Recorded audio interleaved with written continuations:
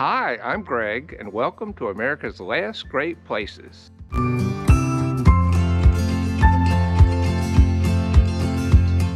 Today, we're out exploring the Congaree National Park Wilderness in South Carolina, the #1 rated last great place in the Mid-Atlantic Coast ecoregion and among the top 500 great places in the lower 48 states.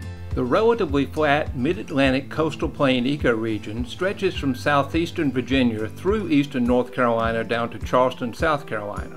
Congaree National Park lies at the intersection of the Mid-Atlantic and South Atlantic coastal plain ecoregions. Covering just over 26,000 acres in South Carolina, Congaree National Park preserves the largest tract of old-growth bottomland hardwood forest left in the United States. The Congaree National Park Wilderness at 15,000 acres makes up the majority of the national park. It is an Audubon Important Bird Area and a Nature Conservancy ecoregional priority site. A 2.5-mile boardwalk loop trail winds through the park bottomlands and provides access to the wilderness. The Congaree Wilderness protects an unsurpassed old-growth bottomland hardwood forest. 99% of this old-growth ecosystem, which once covered 35 million acres in the south, is now gone. The bottomland is regularly covered by floodwaters from the Congaree and Wateree rivers. These floods deposit fresh, nutrient-rich soil across the landscape that helps maintain the ecosystem's health. Flooding occurs mostly in the late winter and early spring.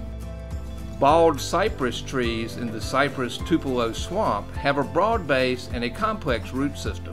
They also produce what's called knees above their roots, whose function is thought to provide oxygen or stability. Several Oxbow Lakes are found throughout the floodplain. These are curved lakes or pools that form when a wide meander of a river is cut off, creating a freestanding body of water. And there are several so-called guts, which are low-lying areas that fill up with water. Through the floodplain forest flows the slow-moving Cedar Creek. In other parts of the floodplain, slight changes in elevation help create different ecosystems, including a subtle ridge of oak hardwoods.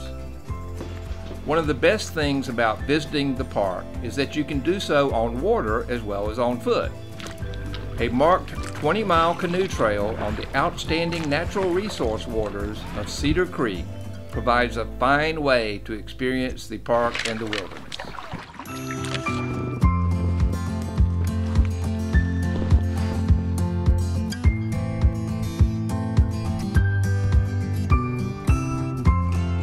Each last great place is evaluated on 7 key factors. They are scored and ranked against thousands of other places, both in their ecoregion and across the country.